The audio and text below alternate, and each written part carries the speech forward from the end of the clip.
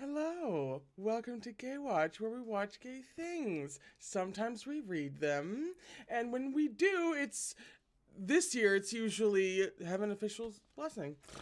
We are on Volume 5. We start Volume 5 of 8 today. I always want to think it's 9 volumes, but it's not, it's 8, which means we are officially starting the second half of the series today. We are here and it's happening. At this point, we've had some feelings. We've had some really great kisses, let's be honest. And we've had some betrayals. We've had some cruel and unusual betrayals and developments. Ling Wen being the most recent and the one we're currently dealing with. At least that's the one we were dealing with at the end of Volume 4. Who knows where they're going to jump to at the beginning of Volume 5? That's the mystery we're currently dealing with. Also, hello. Hi, I am so sorry that I am late. I figure it's kind of a Gaywatch tradition at this point. If the first stream of a reading live stream like this was on time, that would be weird. So we're really just keeping with tradition at this point, she tells herself while she feels wildly irresponsible. But we're here and that's the point.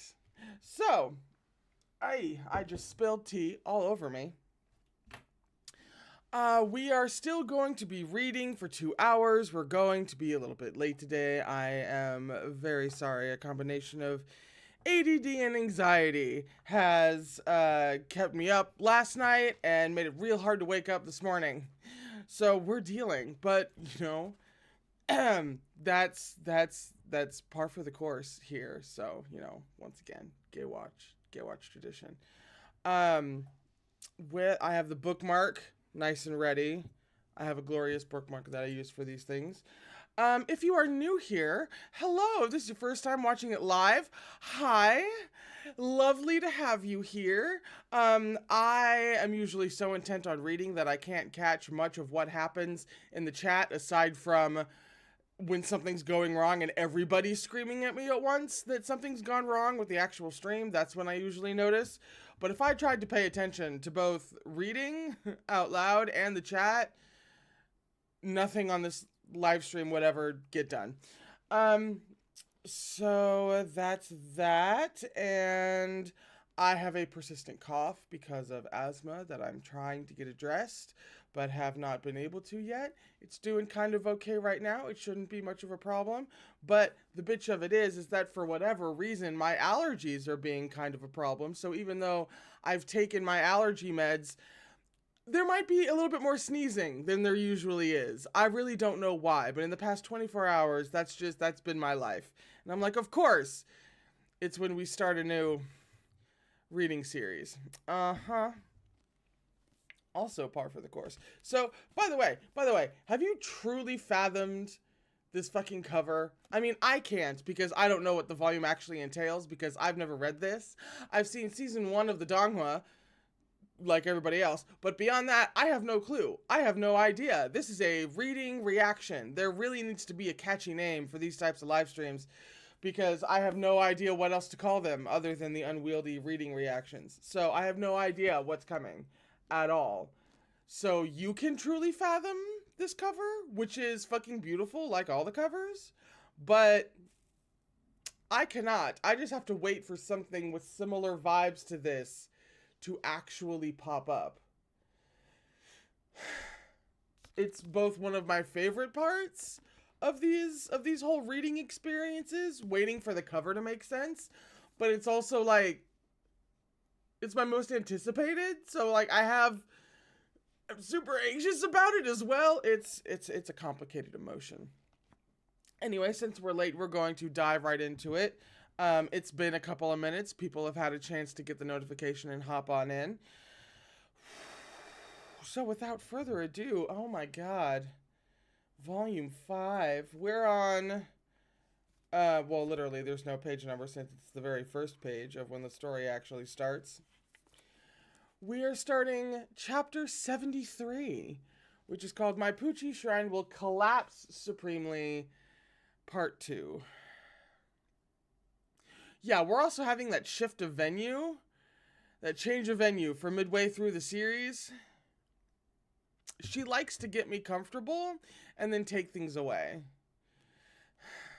That's what MXTX does. She sets a nice pretty foundation and then a like category a million earthquake. It's what she does. We don't like her. We have words that we would say to MXTX. Let me get it arranged so that I'm not looking at 50 different versions of my face, because that's distracting, but at the same time, I'll still be able to see you guys in case something goes wrong. Oh yes, I did see before I started the stream that somebody said something about season 2 of the Donghua actually happening, but I wanted to get, confirmation on that from you guys. Yeah, like season 2 will drop in October. Like, really? Like, we actually have, that is official. We have that. It's not going anywhere. They said it. It's confirmed. Illuminati confirmed. Holy shit, you're fucking kidding.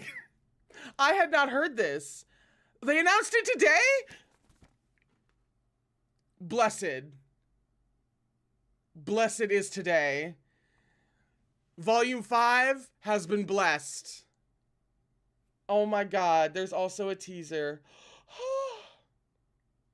And the audio drama came back. I keep forgetting that there's an audio drama for Heaven Official's Blessing because I'm ADD and I'm also a fake fan. Like, oh. Today is not Chinese Valentine's Day. Did I do that on accident? I did that on accident. They did it on purpose. Well, shit. Heaven Official's Blessing came back to life.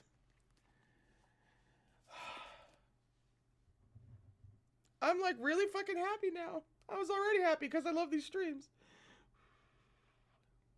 My tea is too hot. Oh.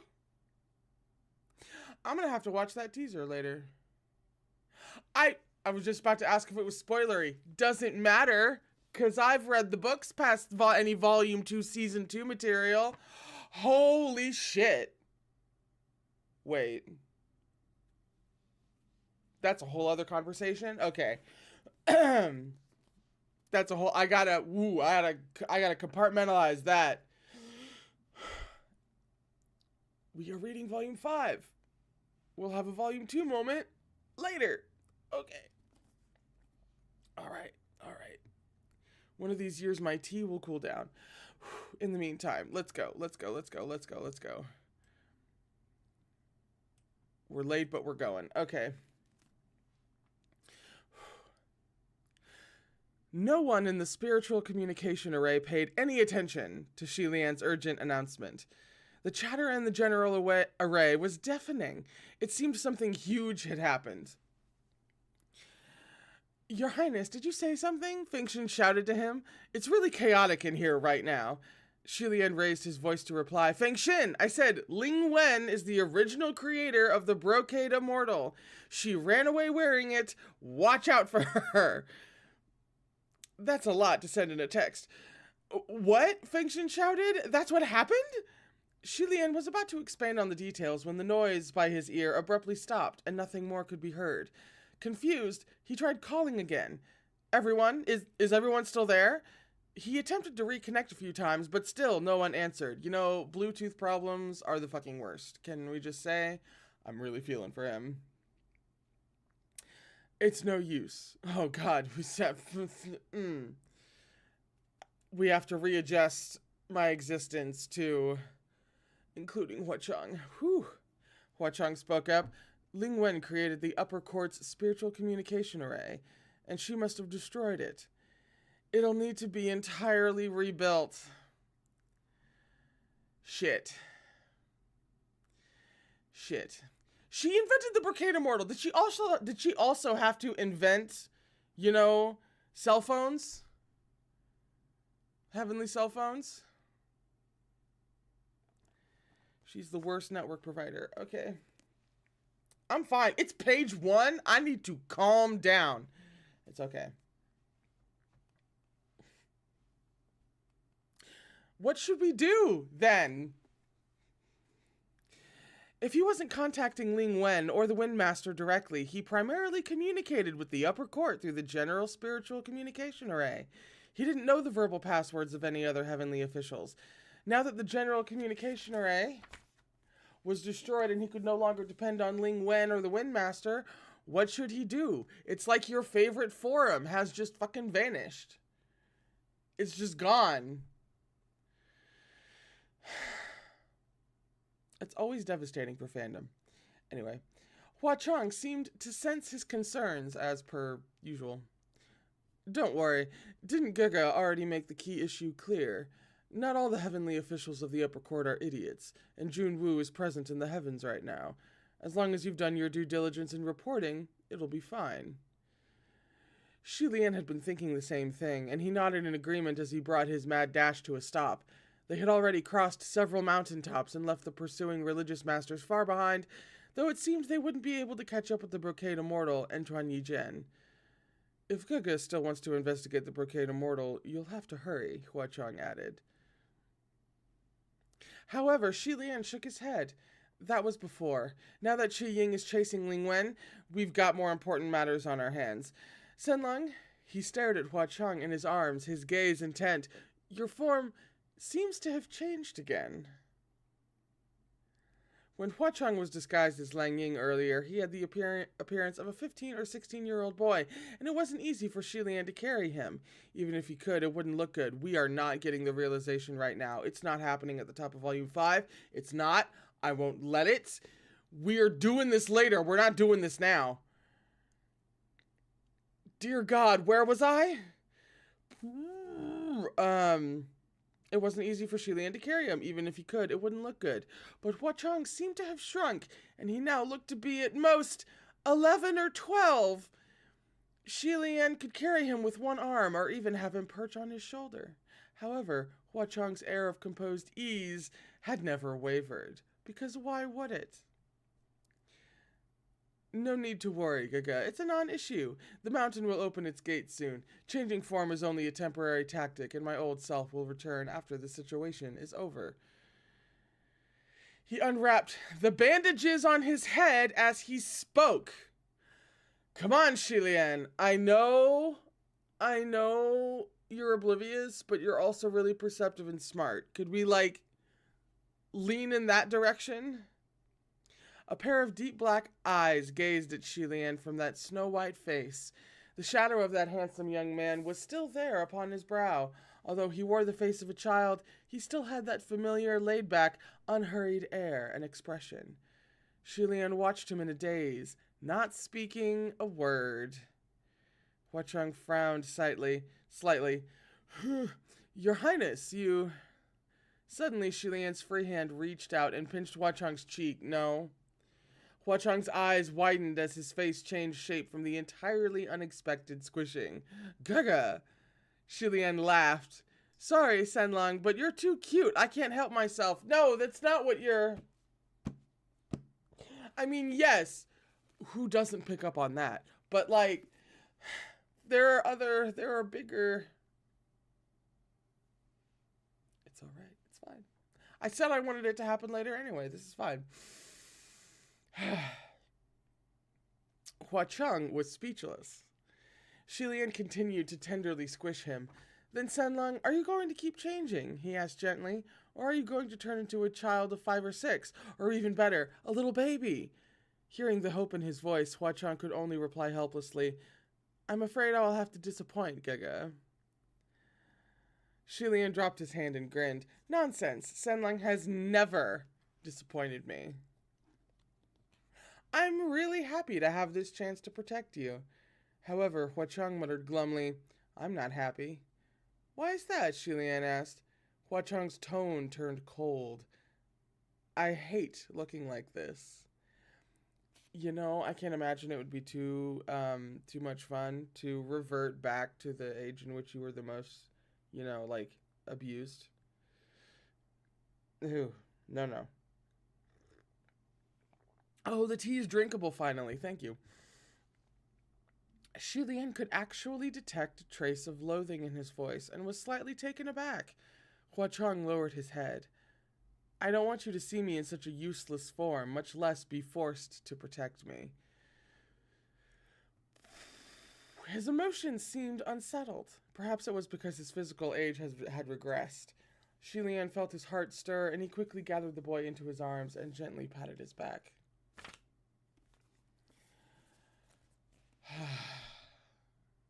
By that logic, I might as well just die. You've seen me in messes so many times, he chuckled. Besides, it's not like you're actually useless right now. You're just temporarily conserving your strength, that's all. Huacheng buried his face in his shoulder. It's not the same, he grumbled, voice muffled. Your Highness, I have to be the strongest. I have to become stronger than anyone else. Only then can I... ... Pregnant queer pause. Although his voice was young and tender at the moment, a trace of fatigue lingered in his tone. You've always been the strongest, but you don't need to be strong every waking moment of every day, Hualian soothed him. Just think of this as giving me some face. Let me protect you this once. Please? Okay? Oh, we all know how it goes when Huacheng is put in a position to refuse Hualian anything. It doesn't happen. It was a long time before Huacheng lifted his head. He placed his hands on Hualian's shoulders and gazed at him. Your Highness, wait for me. All right, I'll wait for you, Hualian promised. Huacheng vowed to him very seriously, give me a little time. I'll be back very soon. Hualian smiled. No rush, go at your own pace. The next day, the two came to a small town. Hualian was holding Huacheng's hand, and the two chatted leisurely as they strolled along the streets together. Ghost kings of earlier generations are affected by Mount Tonglu's opening tremors. Does that also apply to Blackwater? Hualian asked. Huacheng stood with one arm folded behind his back and held Hualian's with the other. Yes, he replied, but our situations are different, as are our training methods. Naturally, our ways of responding to stimulation are different as well. That's good to know. For example, Hualian prompted him, how does he respond to the aggravation? Hibernation, probably, Huacheng replied. A phrase written in large letters surfaced in Hualian's mind. Eat when hungry, sleep when full. When Blackwater was mortal, he suffered the torment of jail. With only one meal every 3 days, he had to swallow it down even if he was given swill, Huacheng continued. Hunger ruined his stomach. Sometimes he'll feed nonstop, sometimes he'll refuse to eat anything at all. No wonder he was always so impressive when it came to swallowing things, Hualian mused. Given Hechuan's situation, he could have focused on devouring hungry ghosts. He possessed the same attributes, so they should have better suited his palate. However, of the 500-some ghosts devoured by Blackwater Demon Xuan, the majority were water ghosts. He must have chosen them because he remembered the face of Shiwudu and would intentionally pick such meals to break his water magic. At the end of these feeding frenzies, he would need to slumber and digest.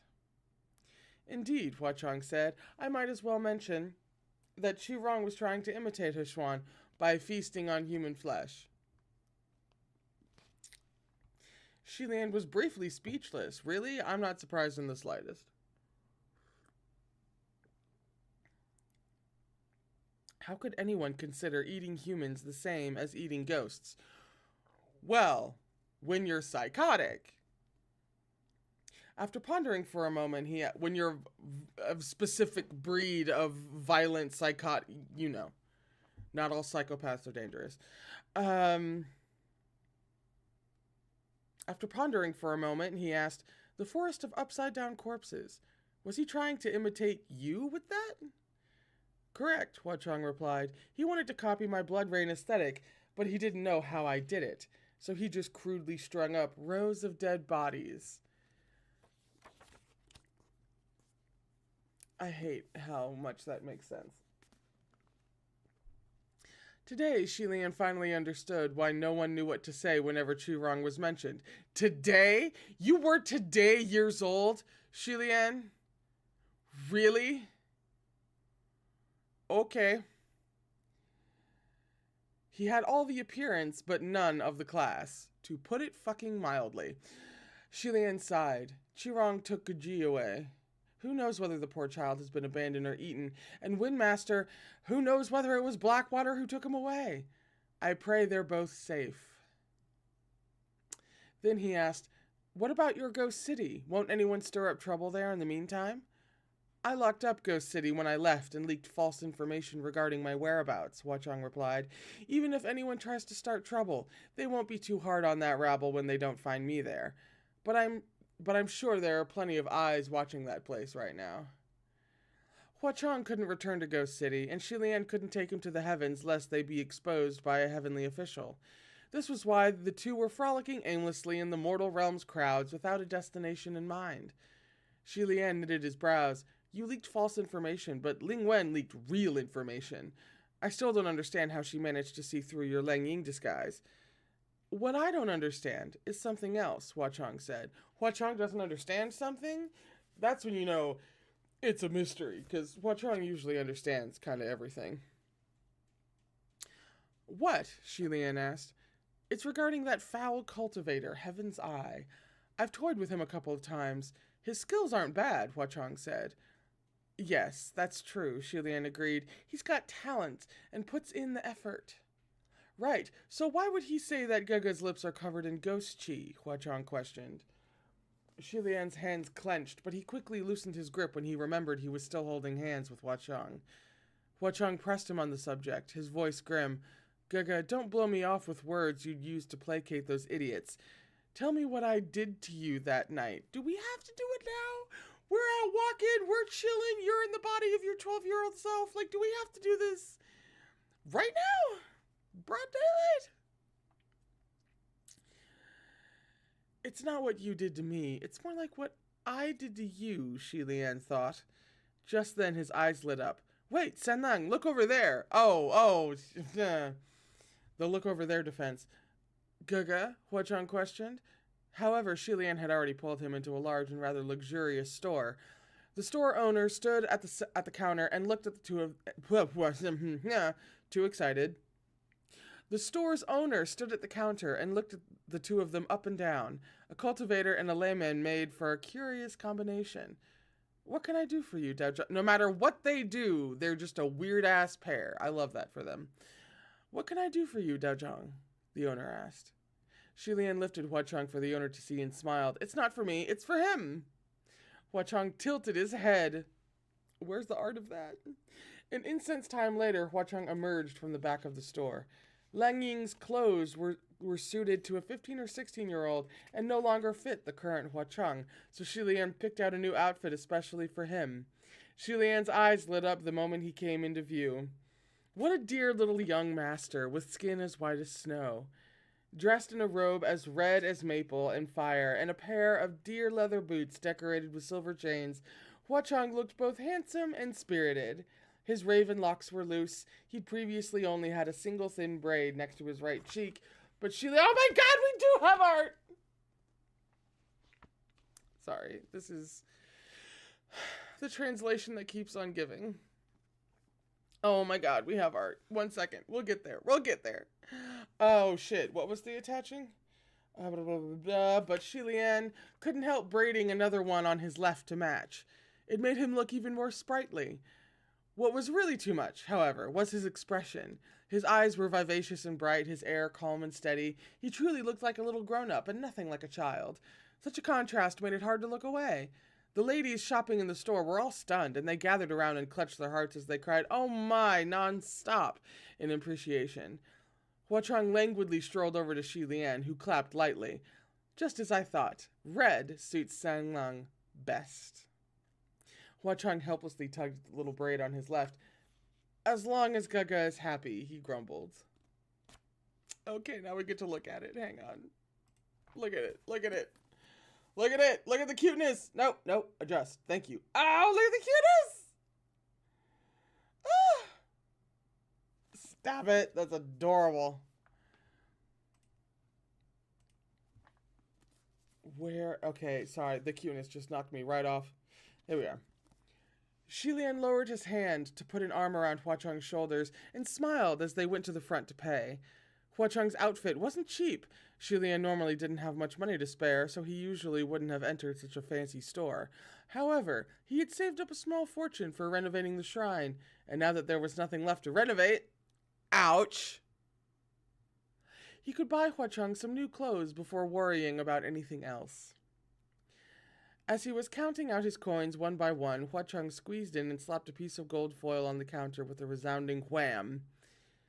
Shi Lian commented, with nothing. It's a lot of ellipsis right here. Likewise, the owner commented. Furthermore, the ladies also commented. Keep the change, Hua Chang said. Gaga, come on, let's go. He tugged at the corner of Shi Lian's sleeve, and even when he has the money, Hua Chang won't let him pay.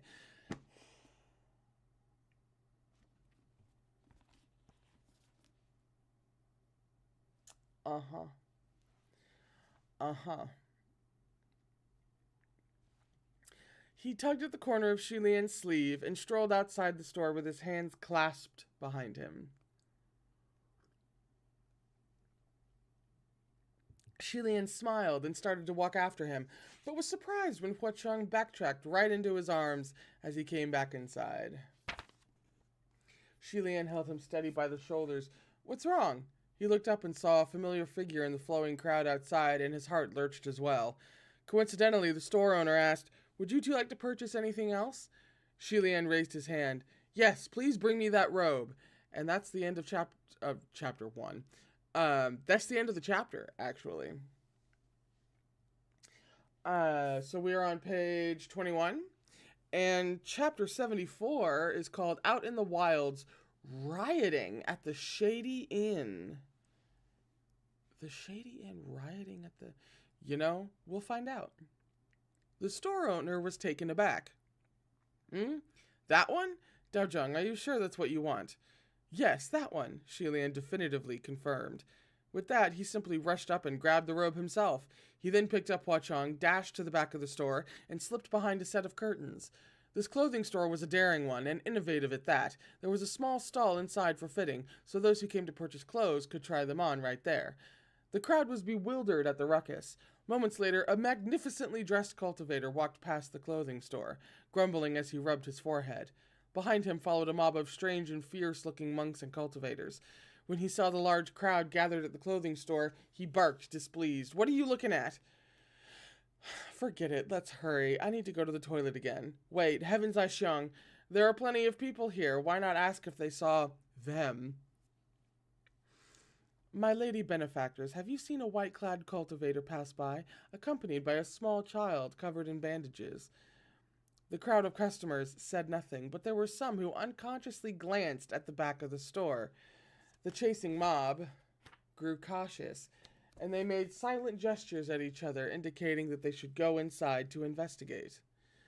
Heaven's Eye strode inside and slowly approached the curtains, holding his breath. A moment later, he yanked them open, which prompted a shriek from inside. Behind the curtains, there sat a woman. Her long, raven-black hair was twisted up in a loose bun, and her slender white neck was decorated by a black choker and a thin silver chain. She had pulled down a small part of her shirt, which revealed her snow-white shoulder and nearly half of her back. It looked as if the robe was about to fall, and the sight made one's face burn and heart race. After Heaven's Eye yanked back the curtains, the woman trembled and covered her face with her sleeves, while whimpering softly, as if she was shocked and terrified by such a sudden, brutish act. Heaven's Eye instantly dropped the curtains. I'm sorry. The band of monks and cultivators trailing behind Heaven's Eye screamed as well. What a sin! What a sin! They all covered their eyes. Using this chance, the woman whirled around. Who else could it be but Shi Lian? Hua Chang was sitting in his arms and had been blocked from view by Shi Lian's body. While Shi Lian was a man and his shoulders were wider than the average woman's, he had achieved the perfect effect by only pulling down half of his clothing to expose the best angle. With one hand full of Hua Chang, Shi Lian lifted his skirt with the other and dashed like the wind past those screaming monks and cultivators once they'd covered their eyes. The store owner and lady customers were dumbfounded. Seeing him flee, the store owner initially wanted to stop him, but as he opened his mouth, he spotted that gold foil. It more than paid for 2 sets of clothing, and so he shut his mouth, shrugged, and stopped caring. Carrying Hua Cheng in his arms, Shi Lian dashed madly away, leaving nothing but dust behind him. Passers-by on the street stared with unbelieving eyes, but they only saw the blurred after-image of a woman holding a child, racing as lithe and ferocious as a jaguar. The clouds of suffocating dust stirred up in his wake left the crowds choking and coughing. A small food stall on the side of the road got covered in the stuff, and the owner started cussing. "What's wrong with you?" Shi Lian spared the time to turn his head and shout, "Everything's wrong! I'm sorry! I'm sorry!" He heard wild hollering from behind him. "Stop right there!" When he looked back, he saw the mob charging out of the clothing store. I have to wonder what's going through the heads of people who yell "stop right there." It's obvious the one they're yelling at won't stop. They'll just hold their breath and run faster, Shi Lian thought, and he put those very thoughts into action, dashing away all the quicker. With such a large, roaring mob running down the street, more dust flew and choked the air. The food stall owner couldn't even curse anymore, and he flipped his own wok in anger. Why the fuck do I even bother? After keeping up the chase for 4 hours, the ceaselessly hollering monks and cultivators finally ran out of breath, and their steps slowed. Shi Lian was experienced in the art of escape, and he quietly persevered to the very end. Once they had completely lost their pursuers, Shi Lian set Hua Cheng down and stood on the side of the road, gasping for breath. Hua Cheng held his shoulders and said glumly, "Don't breathe too harshly. Careful not to hurt yourself." Shi Lian looked up and saw Hua Cheng's tiny frown, but since his companion was still wearing the face of a child, he couldn't help but laugh out loud. He had laughed too abruptly. A sharp pain shot through his ribs, and he clutched his chest to seek relief. Seeing Hua Cheng's dismayed expression, he waved dismissively. "It's nothing. Is that an inn over there?" Sure enough, there was an inn not far ahead, its warm yellow glow peeping through the steadfast blues of the evening. It almost seemed like it was beckoning travelers. There's a little red flag going up. Shi Lian straightened up. "Let's go in and rest." "All right," Hua Cheng replied. Shi Lian grasped Hua Cheng's hand, and the two strolled toward the small building. Watch this be the reason they pick up the habit. I don't know if they pick up the habit, but I feel like it's kind of a safe guess that they pick up the habit, and that this would be why.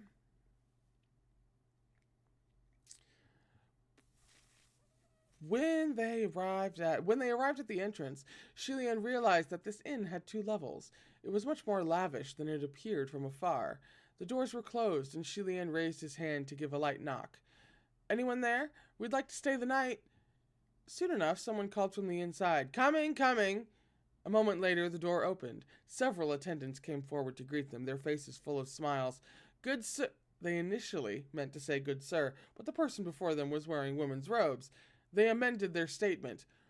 "Okay, these people respect the most overt indications for pronouns. Good steps."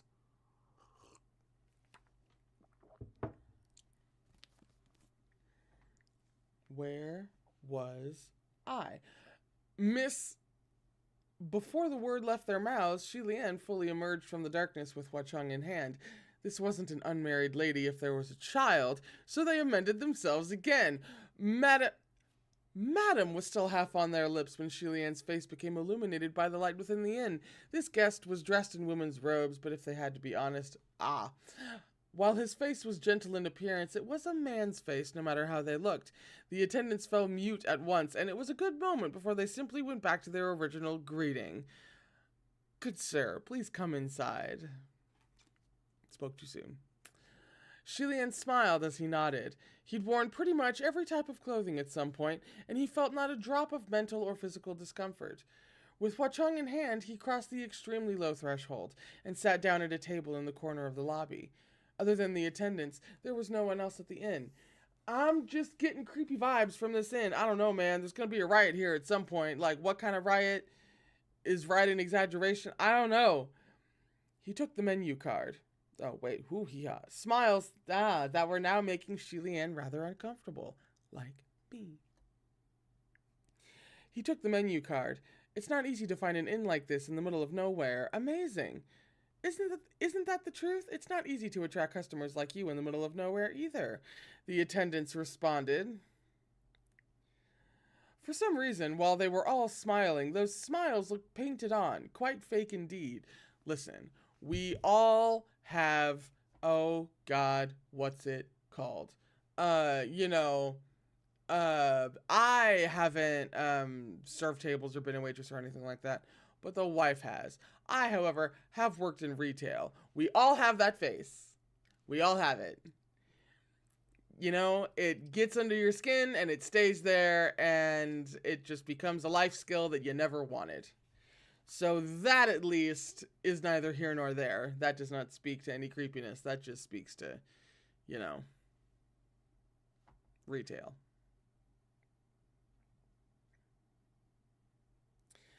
Hualian didn't let his thoughts show. He looked over the menu and ordered a few dishes, and the attendants merrily left to convey those orders to the kitchen. Huacheng toyed with his chopsticks. Giga, we're at a shady establishment run by ghosts. Thank you! Thank you so much, Huacheng. Confirm my suspicions right at the outset. Hualian acknowledged. This man walks into danger, finds himself in danger, happens upon danger, and then just looks around like, oh yeah, no, I guess so. Yeah, this is, run by ghosts, yeah. Oh, huh. Like, who does, Out here in the middle of nowhere, even finding a small, one-level inn with a few attendants would have been quite amazing. Why would there be such a lavish establishment with so many attendants if there wasn't something suspicious afoot? My reasoning exactly. Of course, there wasn't strong evidence on this wasn't strong evidence on its own. The real indicator was the fact that Hualian had smelled the thick, fresh stench of blood from the moment he entered the inn. Ordinary folks probably wouldn't notice the smell, but to someone with his sharp senses and considerable experience, it was so heavy it couldn't be ignored. There are more people on the second floor. I hear their footsteps, Hualian said. I wonder if they're also travelers staying the night as potential victims. If they were, then they must be rescued. The two sat across from each other and brought their faces close, talking in whispers for a long while. The attendants finally brought over their dishes. Coming! Hualian was about to speak, but he sensed a slight movement from the outside and rose to his feet. We're going to rest in our rooms. Can I trouble you to bring our food upstairs? No problem. Hualian took Huacheng's hand and lifted his skirt with his other hand with practiced ease as they went upstairs. He looked back. Oh, by the way, if anyone asks, please tell them you've never seen us. No problem. Hualian hurried up the stairs. It wasn't long before they heard someone banging brashly on the front doors and a gruff voice calling out, Open up! The attendants opened the door with smiles on their faces. The crowd that poured in was the relentless mob of monks and cultivators led by Heaven's Eye.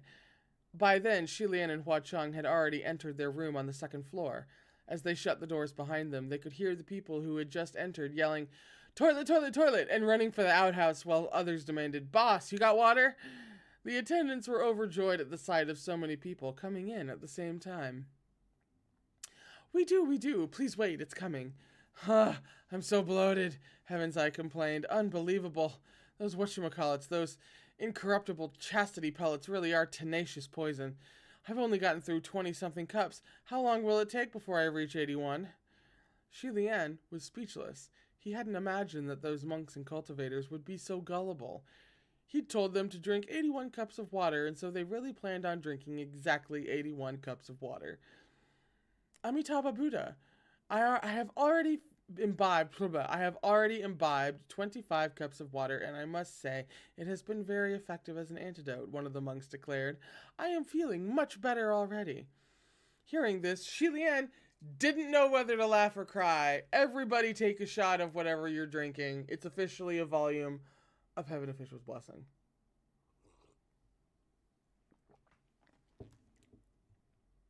Oh, right, now that I have no idea where I left off. He fumbled around the room to see if there were any cracks he could peek through until he heard Huacheng calling to him. The boy was half crouched on the floor along the wall. Gaga, look over there. Shilian crouched as well and looked where he was pointing on the floor, but he didn't see anything unusual. What am I looking at? Huacheng suddenly poked the floor, and a small hole instantly appeared. A thin ray of light shone through. Here, now we can see. Shilian leaned down and peeked through the hole. The mob was gathered at a long table in the middle of the lobby, and Heaven's Eye slapped its wooden surface. We were too careless this time. Next time we see that evil cultivator, we won't give him any chance to take advantage of us. We must take down Huachengju and eradicate evil in the name of heaven. Senlong, just how did you offend them? Shilian whispered. Before Huacheng could answer, someone else had already asked in Shilian's place. That's right, I never asked, but what brings all of you here to catch the Ghost King? What's the story? With that, their condemnation meeting began. Just talking about it brings fury to my heart. 20 years ago, there was a pig spirit who went crazy and uprooted the village master's household.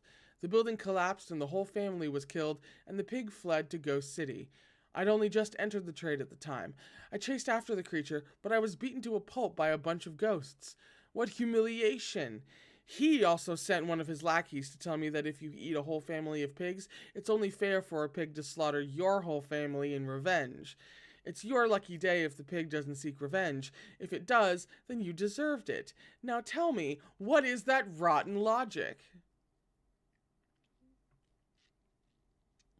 What a coincidence! Our sect experienced something similar, but it was in regards to a rooster spirit.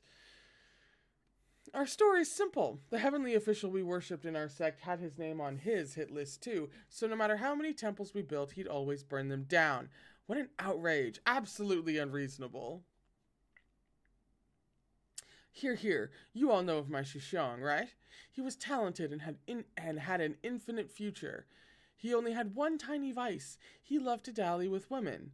Decades ago, a prostitute ghost seduced my Shishang and sucked him dry, turned him into human jerky. That Ghost King dared shelter her. The criticism was flaming down below, but above it, Huacheng looked bored out of his mind, not even bothering to give a taunting smirk. It feels like... How do I phrase this? It feels like Huacheng is perfectly fine with and enables, like, not so much poetic justice, although certainly that too, but more like he's okay with people just falling into their own vices. You know what I mean? Like, he's just, like, the effect of people falling into their own vices. He's just like, oh, yeah, sure. And he just doesn't do anything to, you know, stop or help, obviously, because, like, he doesn't care, but he's more just like, yeah, you brought this on yourself. I don't know what to do. It's not her fault. It's your fault. Like, what am I gonna... Very interesting for him. Not that I can ever remember where I was. I'm over here. I think I've heard of your Shishang before, Heaven's Eye said. Wasn't he the guy who would force himself on married women under the pretense of conducting rituals and ceremonies? The one who got locked up for 3 months? Okay, so, in addition to, you know, falling to their own vices, I think he definitely doesn't have a problem with assholes. But it's interesting because given... Well, he rules Ghost City, where, like, he doesn't stop the violent thing. I would have to sit down and actually, like, command my brain to make sense out of what I'm trying to communicate. But Huacheng's, needless to say, Huacheng's approach to, like, morality and values is deeply interesting. The attendants brought their food over just then, and the crowd's attention was diverted. Food's here, food's here. Come, let's say no more. Heaven's Eye Xiong, let's eat. Shilian straightened up and squinted at the dishes the inn attendants brought over. Don't bother looking. They'll keel over the moment they eat the stuff, Huachang said. This is going to be troublesome, Shilian murmured. While the mob of monks and cultivators was relentless and extremely annoying, Shilian couldn't just let them croak in this strange, shady establishment. But it would also be rather awkward for them to raise the alarm. Suddenly, Heaven's Eye spoke up. Hold it! It is a single page. It should not be that. There we go. He stared at the dishes and blocked the others from digging in, his eyes sharp and flashing.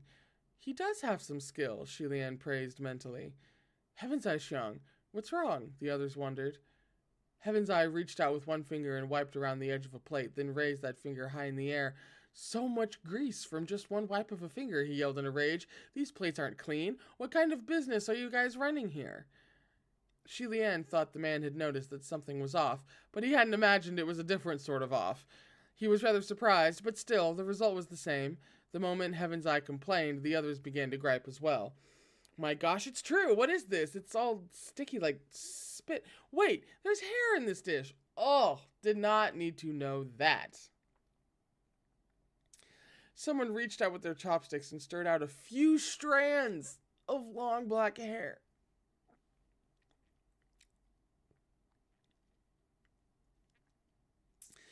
Holy shit, what's going on with your kitchen? Who the hell's working in the back?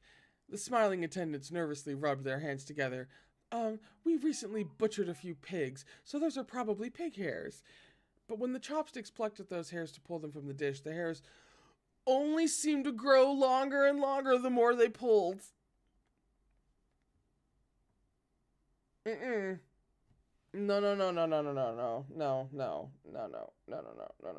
No. I don't know what you call this. It's not body horror, it's just hair. Food horror? I don't know. What kind of pigs have hair this long? Is your boss lady washing her hair in the kitchen? Take all of this away and redo it. Yes, sir, the attendants hurriedly acquiesced. We'll redo everything right away. My lords, please drink water. They shouldn't drink the water either, Shilian thought. There must be something in the cups as well. Just before the cups reached the mob's lips, and before the attendants could get away, Heaven's Eye called out again. Get back here! One of the attendants returned, smiling apologetically. Does my Lord Daozhong need anything else? Let me ask you something. Have you seen a very strange woman lurking around, accompanied by a small child? Heaven's Eye asked. So he did inquire after all. Thank goodness I instructed them not to tell, Shilian thought. But as he was thinking this, the attendant responded without missing a beat. Oh, yes!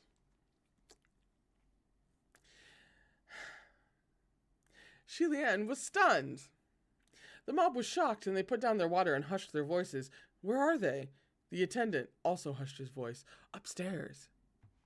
The mob went on high alert, their gazes flicking upward.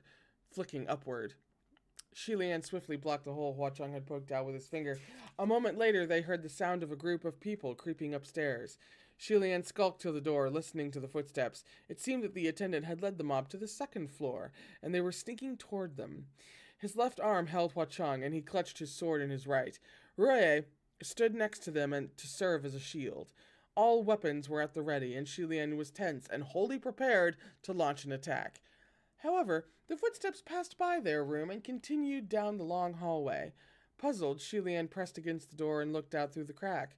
The mob had passed them by and surrounded the entrance to another room.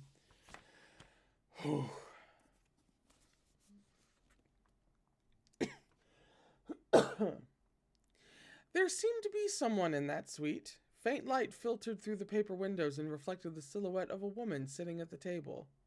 He never would have imagined that the attendants would actually stick to their word and keep their presence under wraps, but the attendant had been referring to another guest. It seemed there was another very strange woman accompanied by a small child who had come to this inn to lodge for the night. Heaven's Eye and his group shared a look. After miming a series of hand gestures to each other, the group prepared to kick the door down. Suddenly, the light inside the room was extinguished, and the silhouette disappeared. Following right after was a series of hurried footsteps. A woman yanked the door open, cussing. What are you stinking men doing lurking outside my door in the middle of the night? Your grandmama wants to take a bath, so what are y'all planning, huh? The lady's figure was slender and sensual, and her face was unpainted. Although she had the air of a fighting cock, she was nonetheless wholly a woman. She clicked her tongue, rolled up her sleeves, and continued to curse. And it's a bunch of monks and cultivators to boot. Aren't y'all men of the cloth? What happened to all your chastity vows? A few of the monks mumbled, "It's a misunderstanding, a misunderstanding." The woman raised her brows impossibly high, then lifted her hand as if ready to strike. "I don't care if it's a misunderstanding or a meeting. Leave now, or this grandmama will grant y'all a nice tub of bath water." Hey, Lady Benefactor, how can you be like this? Consider your virtue. Let's get out of here. While Shi Lian didn't recognize the woman's face, her voice and the air about her was extremely familiar. A moment later, he gasped in shock. "Len Chang?" "That's right, it's her," Hua Chang confirmed. Seeing the crowd disperse, Len Chang seemed to let out a sigh of relief. She glanced around, then hurried back to her room, shutting the door behind her. She wasn't covered in heavy makeup for once and showed the world a plain face. While there were quite a number of wrinkles around her eyes that made her age apparent, unexpectedly, she was rather elegantly beautiful. Shi Lian almost didn't recognize her. If he had presented herself like this on that day at the Palace of Divine Might, Pei Ming's claim to innocence might not have been as convincing. During the first wave of tremors for Mount Tonglu's reopening, a significant number of ghosts and monsters used the chaos to escape imprisonment. Len Chang and the fetus spirit were among them. If the very strange woman the attendant referred to was Len Chang, then that meant that the child was... Yeah.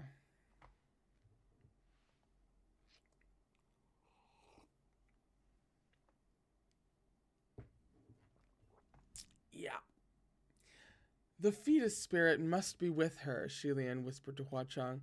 "That creature is too dangerous. We can't let them run loose like this." But the inn where they were staying was already seedy, and on top of that, there was that band of mortal religious masters in pursuit of Hua Chang. It wasn't going to be easy for Shi Lian and Hua Chang to capture Lan Chang under these circumstances. The crowd of monks and cultivators made it to the staircase, and the attendant asked, "How did it go? Was that not the person my lords were searching for?" "It was not," Heaven's Eye replied, then sighed heavily. "Let me ask you this, then. Have you seen a cultivator with a small child?" The attendant gave it some thought.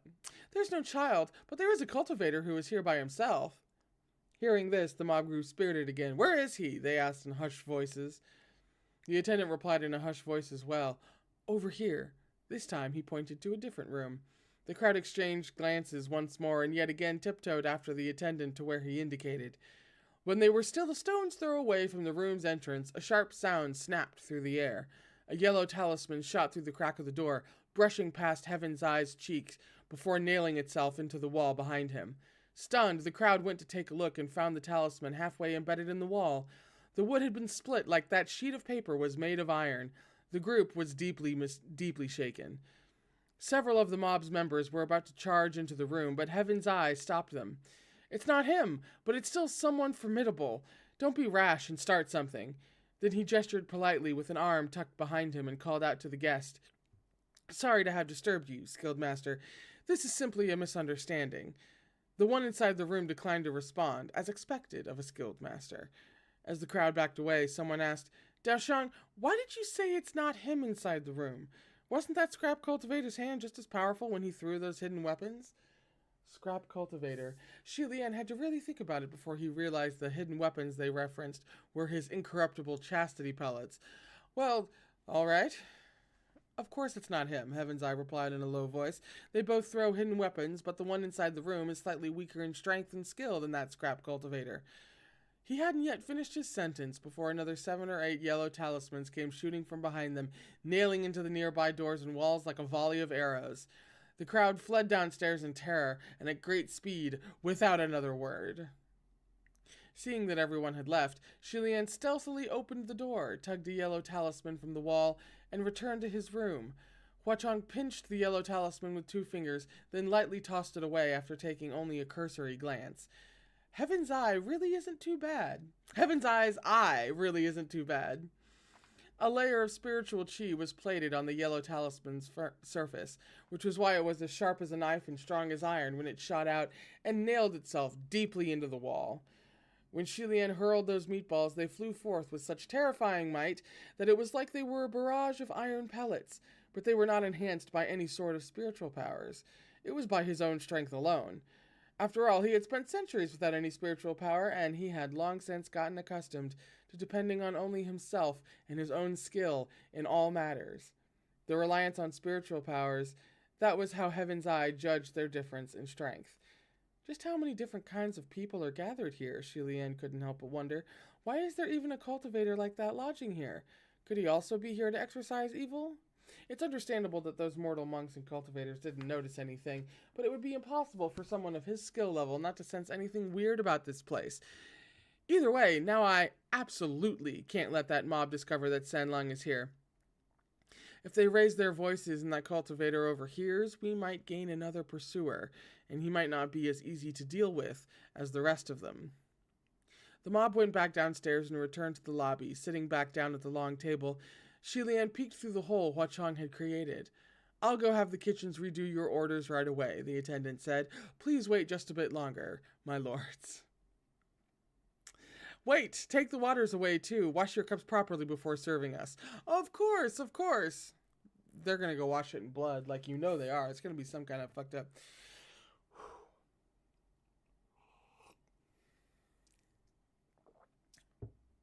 Hello? Hello. Why did that knock me so far off course? Here we are. The attendant left with a face full of smiles. He was probably headed for the kitchen. When they were still outside, Shilian had noticed that the kitchen was located behind the building, so he picked up Hua Chong and flipped out of the window to land outside the inn. As he circled to the back, he grabbed a few small pebbles and clutched them in his hand in case he needed to use them later. He skulked to a spot outside the kitchen. Hua Chong poked again, and a small hole silently materialized, as if the wall were made of tofu. Ha! Shilian pressed close, peering inside to see just what kind of person ran this shady establishment. Oh, shit. Why do I feel like we're, in for it now? Oh, hang on. I have to... Ooh. Shows how much I plan ahead. I have got to get rid of this tea bag. It is making actually drinking the tea somewhat difficult.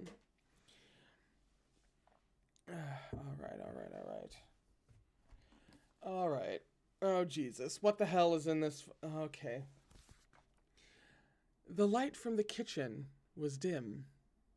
Only a few dying lamps were lit, and there was no one in sight. But if he listened carefully, he could hear the sound of crunching coming from one corner. Shilian changed his viewing angle a few times until he finally discovered that the sound was coming from below the stove. His vision was blocked by the stove itself, but there was a human leg flung atop the brick stovetop. Its owner was obviously already dead, but the limb was still twitching in time to the sounds of someone munching and savoring their meal. Several attendants entered the kitchen. My king, a disheveled, grimy man, abruptly raised his head from behind the stovetops. "What?" he replied blearily, his voice muffled by what he was chewing. The man's lips were covered with fresh blood, and his eyes gleamed with a greedy glow. Ooh, that was some beautiful alliteration. A human hand dangled from his mouth as if it were a chicken foot. His expression and appearance were as horrifying as his identity was obvious. It was the man Chi-Rong was currently possessing. Of course it was. Of all the ghost inns in all the world, we had to walk into...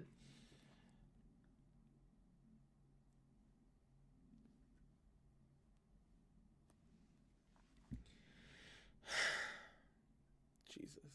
Knocked right off course yet again. There we go. He slurped the hand's uneaten fingers into his stuffed cheeks. Oh, God. That flashes me back to one of, actually, for whatever reason, the most sickening thing to me to ever happen in Hannibal. It's a really brief moment. It kind of comes at you randomly, and I don't know why it fucks me up so hard, but look, considering all the things we see in Hannibal, there's one thing that is eerily reminiscent of that what happened right there. If you've seen it, you know exactly what I'm talking about. I don't like it. I don't like it. I don't like it. No. Mm-mm. Ugh. A moment later, he spat out a few bones right at the attendants' faces. You useless trash, born from a pile of shit, he cussed. Coming in here to cry like you're at a funeral, and here I thought you were bringing this ancestor food. Well, where are the humans? Where's the meat? Didn't I already give you that poison? Why are they still standing? The person lying dead on the ground and currently being munched on was likely either the original owner of this establishment or some other traveler who passed by. The attendants were aggrieved. My king, it's not that we're useless. Those monks and cultivators are all picky sons of bitches. They're making everything difficult. First they complained that the plates were too greasy. Then they complained that there was hair in the dishes. They refused to eat anything we're serving. Chirong chewed, crunched, and then sucked on the remains of the blood from those 10 fingers. What? What the fuck? This ancestor will personally cook them an execution meal. They should already be crying tears of joy for not being forced to kneel and lick their food off the ground. Who gave those fuckfaces the right to complain about anything? They should try eating what cousin Crown Prince makes. That shit's worse than shit. Those fuckers should know to grovel before this ancestor in gratitude. Hualian was speechless. Gaga, don't pay any mind to what such useless trash says. Huachang comforted. Yeah. All of this, and he's offended by the cooking comment, or he's hurt by the cooking comment. Chirong leapt to his feet and erupted into a string of curses as he beat the attendants. It's 'cause you're all useless trash. Can't even wash a plate right. His anger satisfied, Chirong rolled up his sleeves and wiped his blood-covered lips clean with one hand. Cursing and griping all the while, he took up a spatula and impatiently beat it against an iron wok, producing a noisy riot of clinking and clanking. One more time. Open your shitty eyes. I'll let you witness this ancestor's skills. We'll see if any of you have any more crap to say after this. Flames roared to the skies, and he swiftly remade a full spread of dishes and ordered the attendants to carry them out. And what a spread indeed! The meat was abundant. The meat was abundant. The meat was abundant. And the vegetables fresh. The dishes were aromatic and alluring. Hualian returned to their guest room on the second floor and peeked below. The monks and cultivators were in awe. This looks good. Yeah, this is so well done. Especially these salt and pepper chicken feet.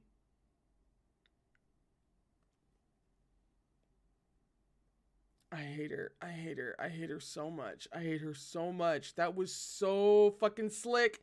That was so slick. That was so clever. That was so just... That... Ooh, bitch. Oh. So fat and tender that perhaps a little too fat and tender? I've never seen chicken feet with such long digits. Oh, this is our house specialty. They're not your typical chicken feet. They're the finest specially selected feet sourced exclusively from the rare white phoenix chicken. The attendants explained. With their claws removed, don't they look tempting? Just like the soft, delicate hands of a young woman. You're right, but I'm most excited for this fried pigskin. It looks lightly crispy and tender, and the fire was controlled just right. Wait, why does the pork have tattoos?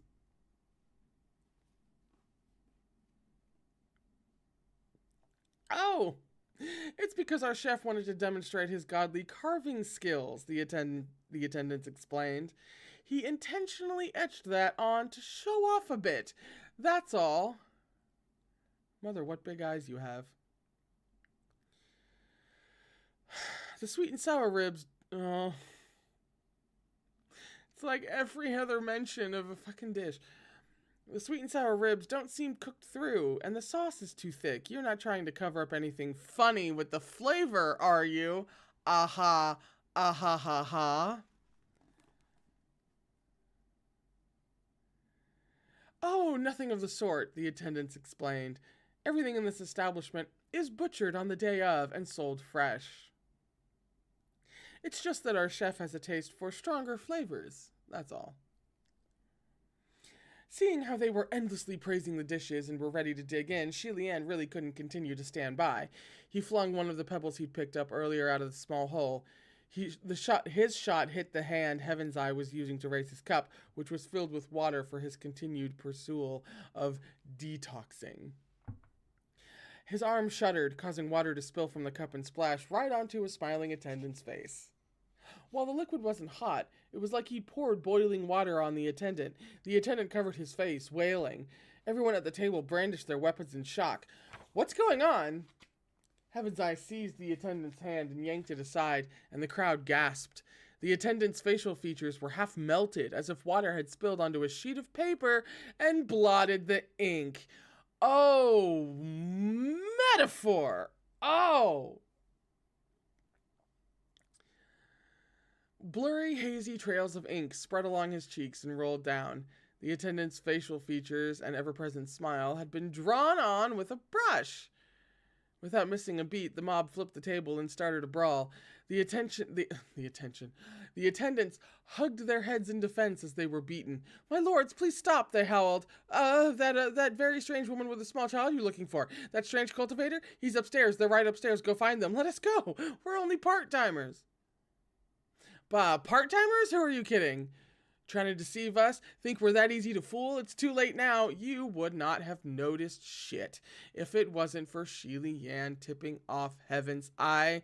Don't get it twisted. "We're not lying, it's true," the attendants cried miserably. The brawl downstairs was getting wild, and seeing that the masters had an overwhelming upper hand, Shi Lian shook his head and left them to it. He was about to make his move to capture Lan Cheng and the fetus spirit amidst the chaos, but before he could even open the door to his guest room, an unexpected shriek came from the hallway. The terrified voice of Lan Cheng rang out. "No, I beg you, I don't want to go. Please, I beg you, let us go. I'll kneel and kowtow." "Who cares about your prostrating?" said the angry voice of a young man. If you leave, then what can my general do? Fuck, you two really did him in this time. Enough useless talk. You're coming with me." Upon hearing that voice, Shi Lian flung open the door. "It's you?" A black-clad youth stood in the long hallway blocking Lan Cheng's path, his expression dark. He looked up the moment Shi Lian emerged, clearly flabbergasted. "It's you?" Shi Lian walked outside his room. "Fu Yao, why are you here?" Lan Cheng saw him and widened her eyes. "The Crown Prince?"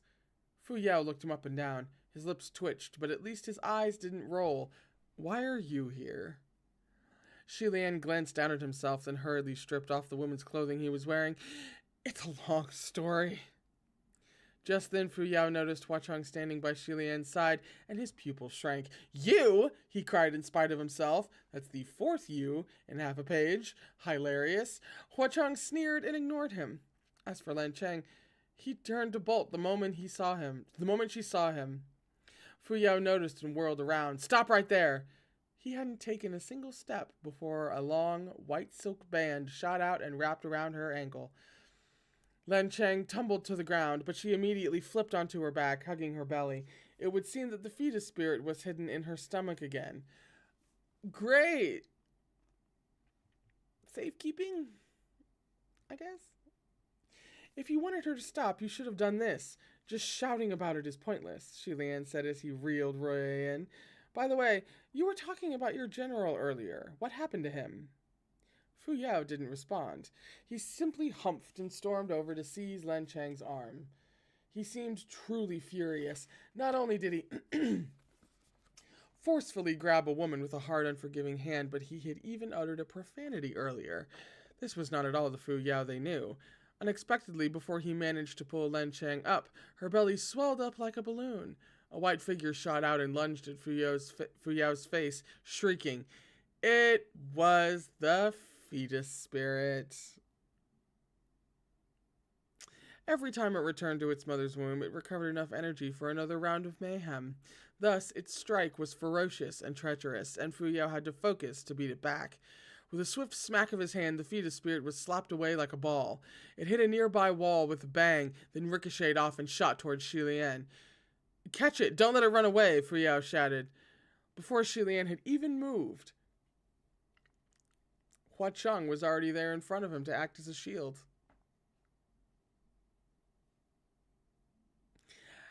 As it should be, as it is, as it will always be.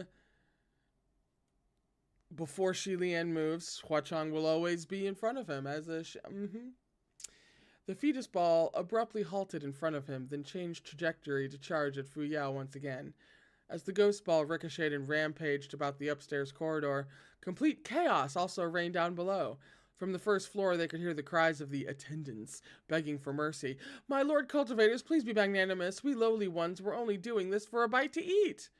"Yeah, we won't do it again. Truth be told, normally we only steal chickens at most to eat. We only did this because that green lord forced us to be his underlings. He's in the kitchen right now."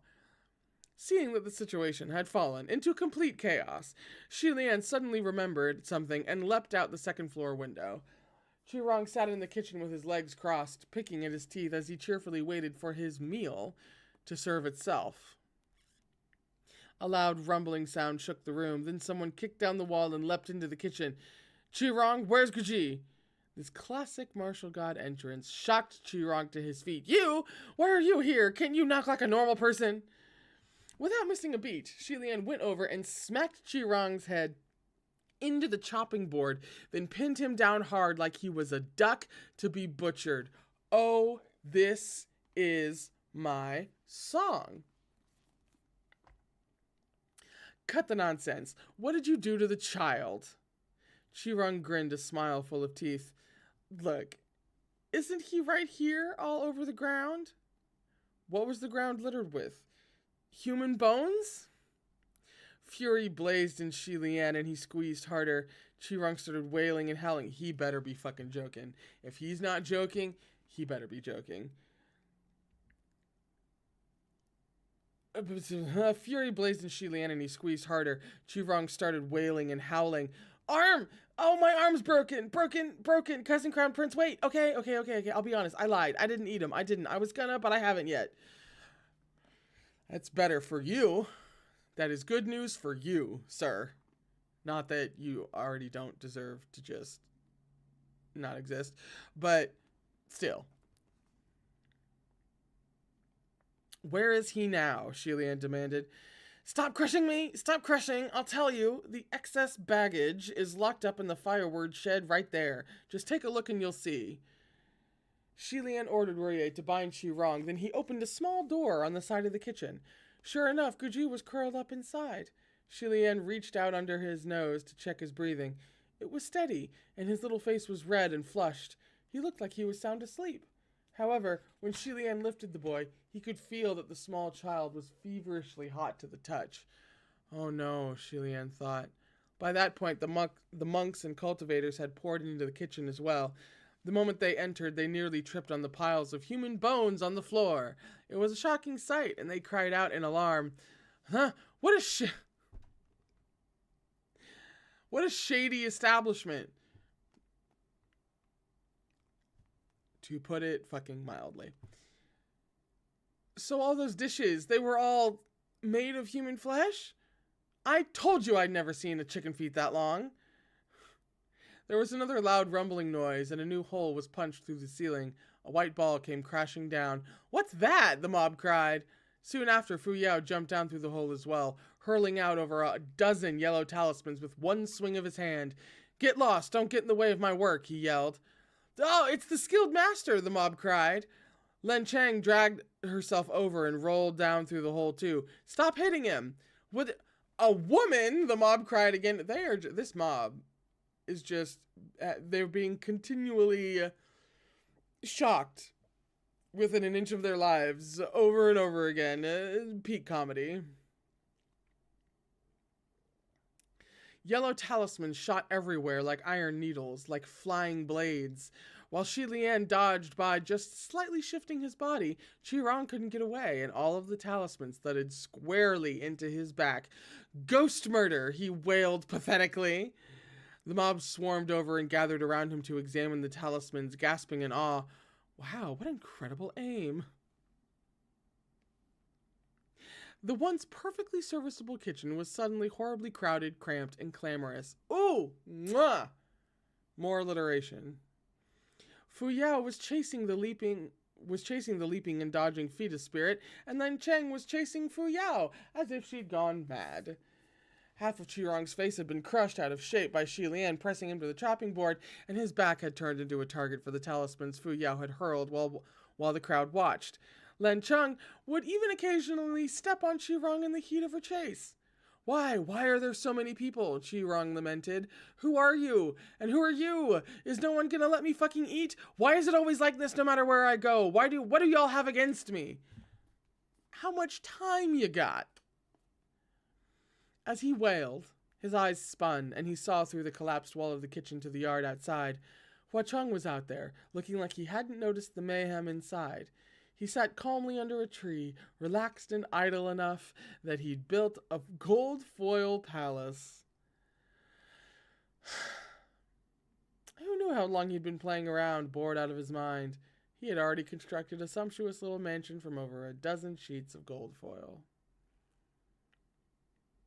Qirong instantly changed his tune. Everyone, look outside, quick! Crimson Rainsod Flower turned into a ghost brat! He yelled at the top of his lungs. If you hold a grudge against him, go now! Don't miss this chance! If you pass this up, you won't get another shot! Before he could finish, a cold, glistening, bloody butcher knife was thrust between his teeth. Shi Lian's hand was gripping the knife's blade. Shi Lian smiled. What are you yelling about?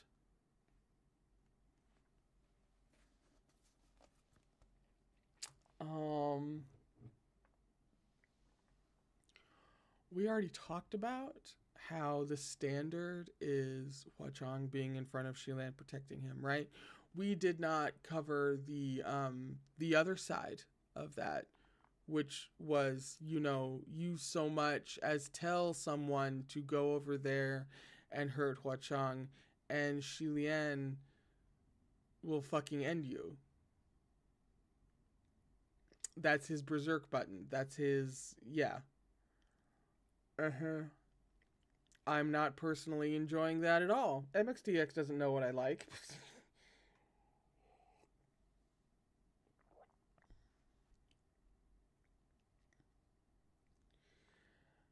So happy was I threw myself right up. There we go. Shi Lian, yeah. Qirong did not see how Shi Lian had managed to thrust the knife into his mouth so swiftly. He had only felt a sudden chill on his lips before realizing there was a new and extremely sharp object present on the tip of his tongue. Although he was unharmed as of yet, blood would flood his mouth if he tried moving the slightest bit. His voice died in his throat. However, the crowd had already seen Hua Cheng stacking the gold foil palace in the yard outside the inn. Is that him? Probably. With Guji in one arm and pulling Roye with the other, Shi Lian dashed outside to get there before the rest of them. Qirong was still bound by Roye, and he shrieked as he was dragged along the ground. Oh, dog-fucked Shi Lian. You must be doing this on purpose. I've never seen anyone as evil as you fake white lotus. The mob gathered around. Do we charge? Watch out for traps. How about we observe first? In the meantime, Hua Cheng had finished building the little gold palace and had risen to his feet. He arched an eyebrow as he looked condescendingly down at the building he'd constructed, and then gave a gentle kick. The gold palace collapsed. And the inn crumbled as well, rumbling as it did.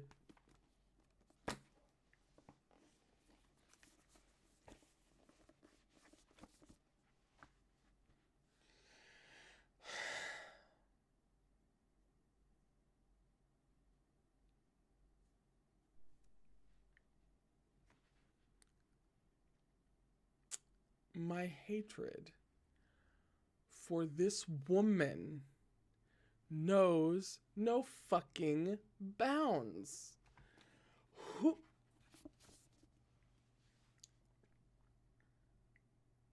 The spell was broken.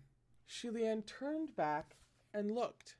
Behind him was no inn, but rather a collapsed little cottage, the type of building that was a normal sight in barren hills like these. The inn was only an illusion, a tangible illusion, I'm assuming. They were on the second floor, you know? The crowd of monks and cultivators hadn't yet decided whether to charge outside, so they were crushed by the collapsing roof and knocked unconscious by rotten logs and ragged straw. Shilian jogged to Hua Chung's side. Senlong, won't using your power like this affect you? Hua Chung gave an effortless wave, and the gold foil disappeared into thin air. Don't worry, Gaga. Something small like this is no bother. A piece of the broken roof moved, and Fu Yao's head poked out. He shoved a pile of hay away, exclaiming angrily, "You're not bothered, but I am!" Just moments before, he had finally captured the fetus spirit, but his vision suddenly went dark. When he looked up, the dilapidated roof was splitting and caving in, crumbling right on top of him. What a disaster. Fu Yao plucked a bunch of straw from his hair and stomped over to Shilian and Hua Chung. He glared at Hua Chung, who was shorter than him at present. You did this on purpose, he raged. Hua Chung blinked. He neither rebuffed nor taunted him. He only raised his inky black eyes to look at Shilian. Shilian immediately grasped Hua Chung's shoulder to push him behind his own body. No, surely not. Kids don't know how to control their strength. Sorry about that, Fu Yao. Fu Yao's hair was a frightful mess. He stared at Shilian in disbelief. Kids? Your Highness, do you really think I'm blind enough to not recognize who that is? What are you talking about? Shilian replied, sounding puzzled. This is just a very normal little boy. Fu Yao stared at Hua Chung and narrowed his eyes. Behind them came faint creaking sounds. Lan Cheng had also pushed away a chunk of roof and crawled out, and Fu Yao turned to walk over. Shilian sighed a breath of relief. He settled Guji on the ground, but a somewhat hesitant voice sounded by his ear as he was doing so. Your Highness? Shilian straightened up at once. Feng Xin? It was indeed Feng Xin on the other end, and it sounded like he was sighing in relief. Thank goodness, you haven't changed your verbal password. Shilian gave a dry, soundless laugh. 800 years ago, when he activated his verbal password for the first time, it was just recite the Tao Te Ching 1,000 times. He'd never changed it, even centuries later, and Feng Xin actually remembered what it was.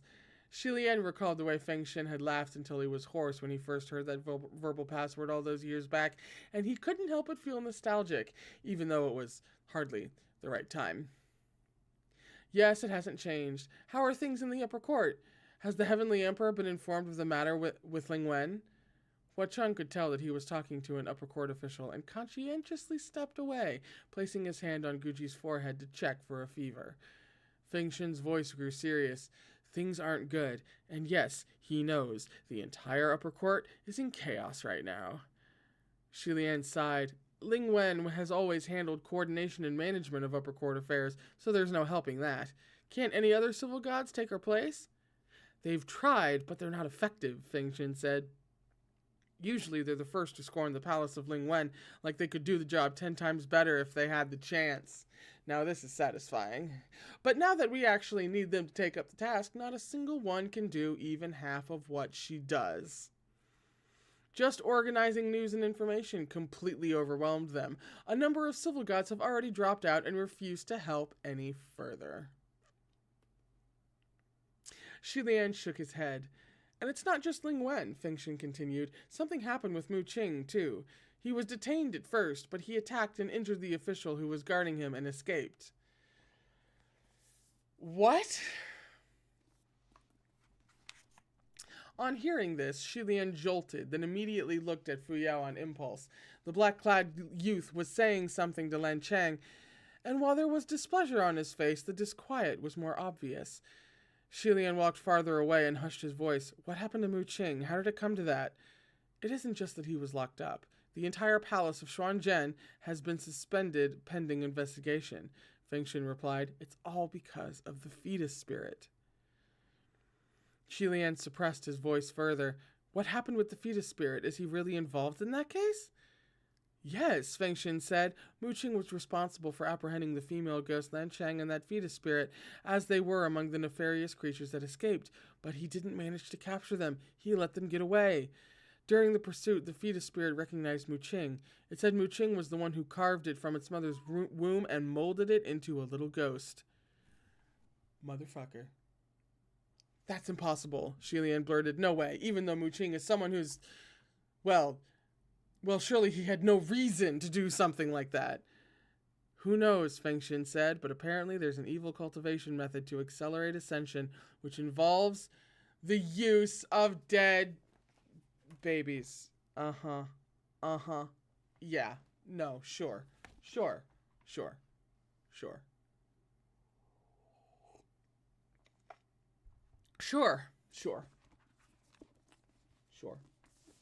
Hang on. I got a text. Gotta check to make sure it's not from the wife. Really quick. Okay. She's fine. Where did I? She just knocked me. Here we are. Now, many of us are suspicious of the legitimacy of his ascension, so they detained him so that they could take their time in thoroughly investigating all his past actions. Who knew he couldn't keep cool, or that he'd bolt like this? Now everyone believes he's guilty and went on the run because of it. Wait, Shilian said. This really isn't right. If Mu Qing was the perpetrator, then why didn't the fetus spirit and Lan Chang recognize him at the Palace of Divine Might?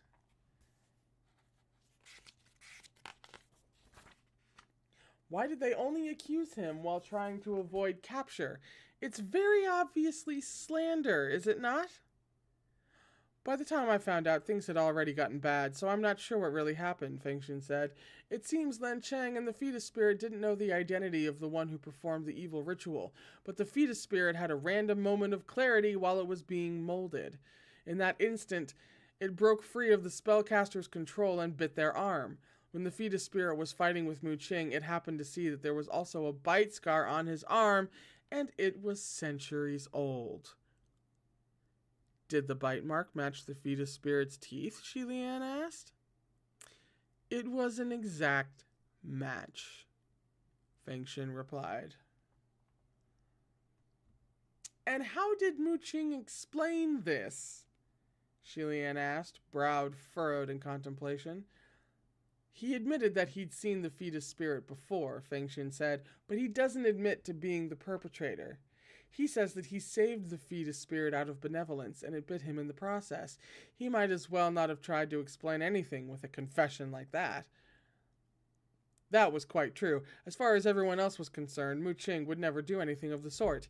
He was hardly considered the type to help another out of the kindness of his heart, protect and cherish children, or perform anonymous good deeds.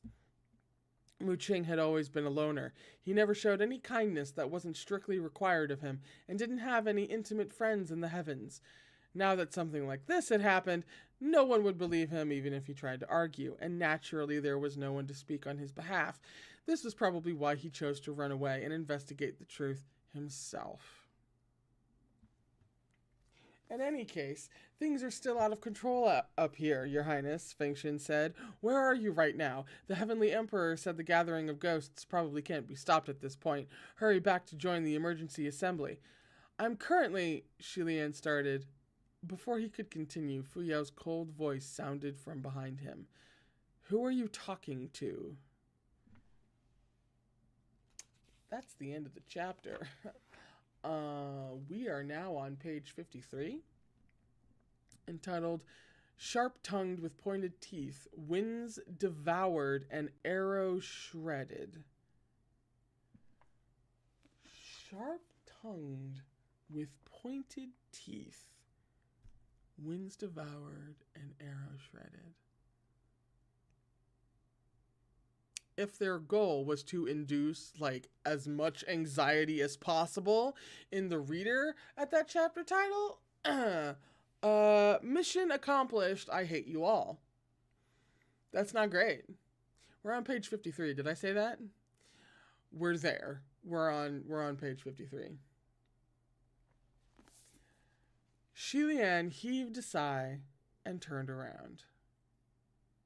Alas, I would like to talk to someone if I could, but I can't get a word through now that the spiritual communication array of the upper court is in shambles, and I don't know any heavenly official's verbal password. Fuyao, do you have anyone's password information? Just so I could send news back and let them know I'm here and request some assistance. He looked at ease and natural, and the overall effect was extremely persuasive. The gloomy clouds shrouding Fuyao's face dispersed. I don't, he said dismissively. The heavens are a mess right now. Everyone's busy. Take care of things on your own. Just then, Huacheng spoke up. Huh. Shilian do something on his own? Never! Not while I'm still dead alive, king.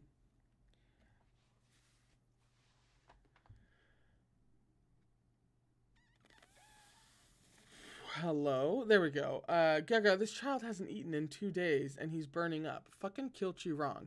Can we kill him now? Can we just end him? Please. Shilian walked over to check, and sure enough, Guju's forehead was so hot an egg could be fried on it. He immediately yanked Qirong up and demanded, How on earth have you been caring for him? Qirong's face was covered in blood. It's not like this ancestor is his real dad, he spat. It's already incredibly compassionate that I haven't eaten him. Mark me down for merits, quick. That's only because he wouldn't taste good while feverish, isn't it? Shilian commented. Lan Cheng hesitated for a moment before speaking up. Is that child sick? Why don't I take a look? She was black and blue from the collapsed beams of that dilapidated cottage, but she felt sorry for the child and crawled over. She cradled Guji in her arms and placed her palm over his head, using her body's ghostly chill to cool his fever. Fuyao walked over with the fetus spirit in hand, squashed and tied into a ball with the talisman. Time to go. Lan Cheng obviously didn't want to leave, but her son was in his hands, so she was helpless. Shilian spoke up. Wait, don't leave yet. Fuyao, are you able to communicate with your general right now? Fuyao looked at him. What do you want? Shilian chewed on his words. Actually, before he fully said the word, his hand darted out as fast as lightning. He restrained Fuyao's arms behind his back, locking him in an unbreakable grip before he continued. Actually, I already know he's in trouble. Fuyao had been careless and had allowed himself to be caught, and he was as shocked as he was furious. You sly... No, I caught you by my strength alone. You're welcome to try ambushing me in the same way and seeing if you can hold me down. Huacheng clapped politely. I agree. Fuyao's eyes were about to roll from sheer anger. Then why don't you let me go so I can try, huh? Shilian straightened his expression. Next time if you get a chance. But right now we've got more important things to worry about. Fuyao, will you help me urge your general to return to the upper court? Return? Fuyao forcefully suppressed his anger and hissed out a reply. That's easy for you to say. If you were the one stuck in this situation, would you go back? What would you say if others urged you to return? Would you return only to be wronged and wait for an equally wrongful conviction? Would you go back and wait for death? Don't get riled up. I'm being serious, Shilian said. I'm not being sarcastic. Your general and I are different. His situation isn't so serious that it's unsalvageable. The real issue was him running away. That was the worst possible reaction. If you can manage to contact him, tell him I can help him investigate. Fuyao was stunned.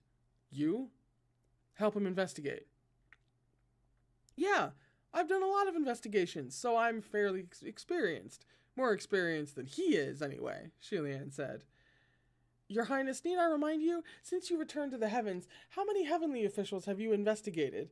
Fuyao says, and how many of those heavenly officials have survived those investigations?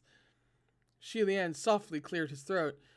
That's different. The problem doesn't lie with me here. If he really didn't commit a crime, I can prove his innocence. Fuyao puffed an exasperated laugh and cut him off. That's enough. It's not like no one knows of the grudge between you two. Help him investigate. Would he even have the chance to turn this around if you did? If you want to use this chance to drag him down and mock him, just say so outright instead of being fake. Huacheng's face turned dark when he heard this. He smiled soon after. Never mind, Kika. This guy doesn't know how to recognize goodness when he sees it. Why waste your breath? Some people are simply born ungrateful. Their wretched, selfish minds are fundamentally incapable of recognizing an honest man's integrity and heart.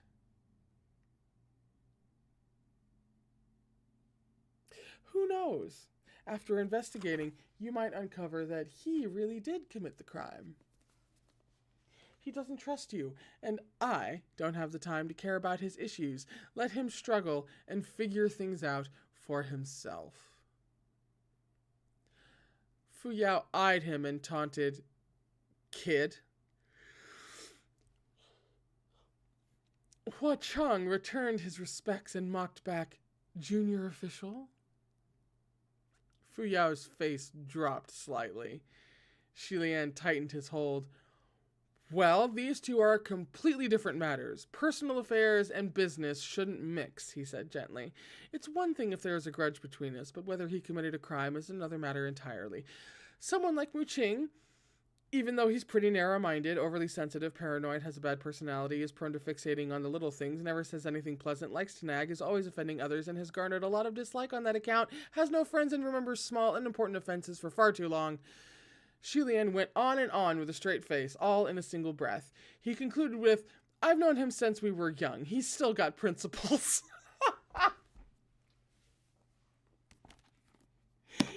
Yes.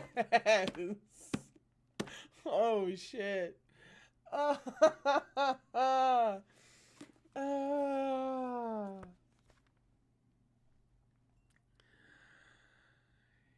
He might spit in the cup of someone he doesn't like, but he would never poison the water, Xi Lian continued.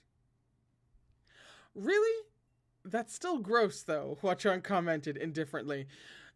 "Sir, you're the king of your ghost city. You commit more atrocities. You have seen more atrocities."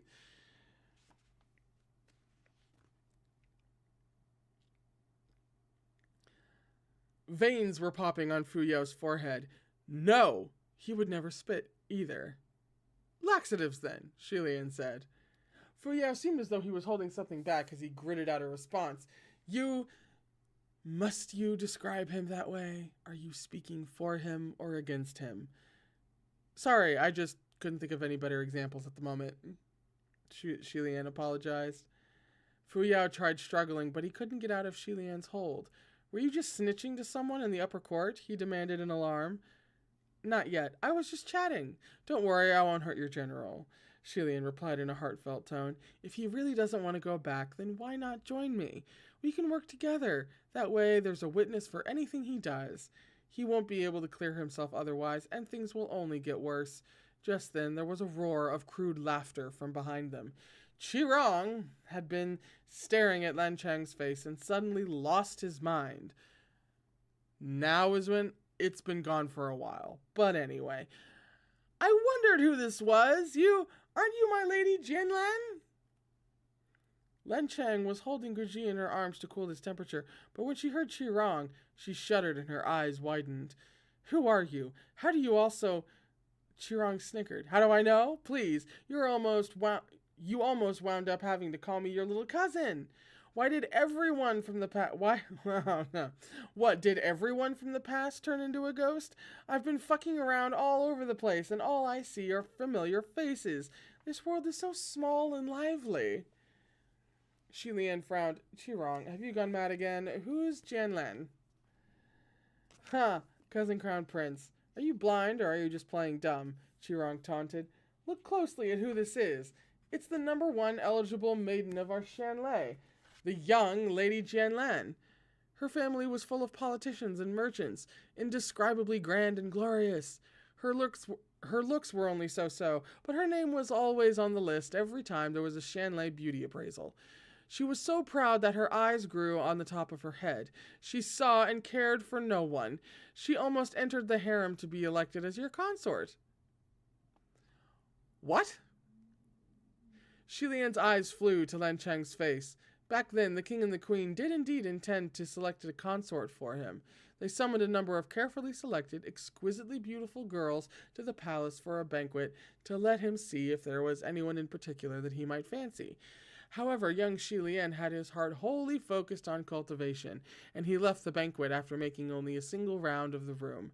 He never even bothered to remember the faces or names of those girls, so he could recall nothing of Lan Chang. Lan Chang glanced at Fu Yao, but Fu Yao only humphed. My general mentioned nothing of this. This woman is also a surviving citizen of Shanlei, so she must have seen you at some point in the past. Shi Lian looked at Hua Chong, who didn't appear surprised. He probably hadn't only just learned of this. He then turned to Lan Chang and mumbled, "Were you really—" However, Lan Chang hurriedly covered her ears. Don't say it out loud. Don't use that name to address me. I changed my name a long time ago." Shi Lian was taken aback at first, but he soon dropped his arm and sighed. The daughter of a noble family from bygone years was now a prostitute in the ghost realm. She probably changed her name because she was afraid of bringing shame to her dead family, and she didn't want to admit that the woman she was now was still that same girl. This woman was once his devotee, one of his people. How could he not sigh? Just then, he felt warmth wrap around his head. When he looked down, it was Hua Chong. He didn't look at him, but his hand was clasped around Shi Lian's. He was currently in the form of a child, and his body temperature was as cool as ever, but he felt warmth when that small, cool hand held his own. Qirong didn't possess any such sympathies and clicked his tongue. Who would have thought that Lady Qianlan, previously so out of reach, would turn into such an old, ugly hag? I never thought you were all that beautiful, and now, well, my eyes were certainly sharp back then. You really don't look like anything amazing. I might as well ask this question too. Who's the dad of the mutt you gave birth to? His words were extremely crass, and Qianlan's face grew pale. Could it be Cousin Crown Prince? Qirong theorized. No, that cousin of mine probably can't even get it up. That's why he's always pretended to be so chaste, with no mind for women. What a faker. How could he hire a son? How could he sire a son? Hire a son. How could he sire a son? Oh, how could I forget? After Shanlei fell, wasn't my lady sold to that kind of place? It must be the seed of some young-on plebe. We love hearing from Qirong, you know? He's just a delight to have open his mouth and give us information. Shi Lian couldn't stand this anymore. He was about to make him shut up, but Qianlan exploded faster than he did and gave Qirong a resounding slap to the face. Satisfying. What garbage are you spewing? Qirong glared as his nose bled heavily from her strike. You're nothing more than a fierce or a malice. How dare a nobody like you hit me? Me, who's an almost supreme. Did we know that? Did we know he was an almost supreme and not a supreme? Technically? Did we know that? There's a lot of details, and at this point, a lot of volumes and a lot of time in these things. It's kind of difficult to keep details straight. We knew that? Yeah. It didn't feel entirely foreign. Yeah. Okay. Qianlan spat on his face, then smacked him a couple times more after seizing him by the neck. What's a shitty almost supreme? You sure know how to talk yourself up. Who do you think you are? You seriously think you're worthy to be considered equal to the other three supremes? Is there anything you're good at aside from having such thick skin? Of course I dare hit you. Oh! Getting some of what he usually gives? Whew! We love to see it. Her words stabbed Qirong where it hurt. Qirong grew frustrated and began to yell, spittle flying everywhere, so it's a big change from how he normally behaves. Foul wench, let go with your chicken claws. This ancestor thinks you're dirty. The two began to tussle, but it was a very one-sided fight. Qianlan was free to throttle Qirong at will, as he was bound by Roye and couldn't move a muscle. Shilian, he howled, how come you won't stop the fight? Where's your saintly heart? Shilian kept his unbreakable hold on Fu Yao with a single hand and had his head lowered to talk to Hua Cheng. He paid no mind to Qirong's shrieks. Jianlan kicked at Qirong, her eyes flashing red. Even if I've been wasted on plebes, I don't want a worm like you touching a single one of my fingers, she spat angrily. Nobody wants you, you despicable creature. Trash. Think you're good enough to look down on others? Who are you to turn your nose up at me? This is so satisfying. I'm sorry, I'm having a great time right now. Qirong was livid. Nobody wants me? Trash? Does a rotted hussy like you have the right to call me that? Who else but a plebe would appreciate looks like yours? Wait, put down that boulder! Lines of dialogue. As they brawled, a crash of thunder rumbled from the skies. Everyone looked up at the same time. Didn't you say you didn't snitch and were only chatting? Fu Yao demanded. Hua Cheng frowned slightly, then humphed, showing up uninvited. A crackle of lightning exploded in the night sky, and everyone shielded their eyes from the sudden flash. When they blinked their eyes open, a tall, black-clad heavenly official with a longbow strapped to his back was approaching them in long strides. Your Highness! Shilian dropped his sleeve and surreptitiously pushed Hua Cheng behind him. Feng Xin! Why have you come? Feng Xin quickly walked over to him. You suddenly stopped responding, so I asked around and traced your location by following the ripples of spiritual energy. Then he knitted his brows. What's going on here? What a mess. Did you run into something? Shilian was about to answer when Feng Xin noticed that he had Fu Yao seized in his grip and Hua Cheng standing behind him. It was a picture completely outside his imagination, and he seemed not to know which of the two should surprise him more. What? He settled on pointing at Hua Cheng. What's with this child? Shilian laughed dryly. Cute, right? Feng Xin glared as he observed Hua Cheng, whose expression didn't match Shilian's comment in the least. Cute. Cute? He sounded doubtful. Why do I think he looks a lot like my son, right? Shilian easily replied. Feng Xin was shocked. When did you have a son? Shilian smiled. I haven't had one yet. I'm just saying that if I do have a son, he'll surely be just as cute, right? Hua Cheng held Shilian's hand and smiled. Right.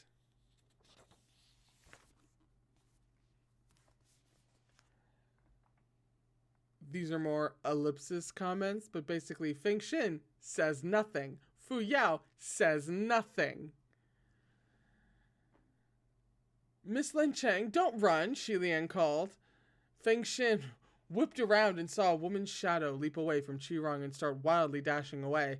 Without a moment of hesitation, he aimed an arrow and locked onto her legs. Perhaps because it sensed its mother was in danger, the fetus spirit in Fu Yao's hand, still bound into a ball by yellow talismans, started quivering. It then burst out of its chains and shrieked as it lunged at Feng Xin. Jianlan seemed like she just bolted due to panic. Only when she heard the fetus spirit screeching did she remember that her son was still in another's clutches. She whirled around and cried, Oh, I forget how this is. These C's, if these C's are also TS's, then it really is like Soso? Soso? Iffy. So, I mean, I'm right about the general approach. It's just making my mouth do that that's difficult. Not unlike Saitown. So, we got closer than I would have a long time ago. This was the first time Shilian had heard the fetus spirit's name. So it was called Soso. Feng Xin changed his intended target and shot at the snow-white fetus spirit. There was a sudden loud crunch, and the fetus spirit flipped in the air a few times before hopping into a nearby tree. It had snapped the arrow between its teeth, and everyone finally had the chance to see its appearance clearly. Oh, no. You know, I don't want to know. I don't want to know. Here we go. It could hardly be considered a human fetus. It more resembled a diminutive, deformed monster. Its skin was blanched, so starkly white it was like it had been coated in a layer of powder.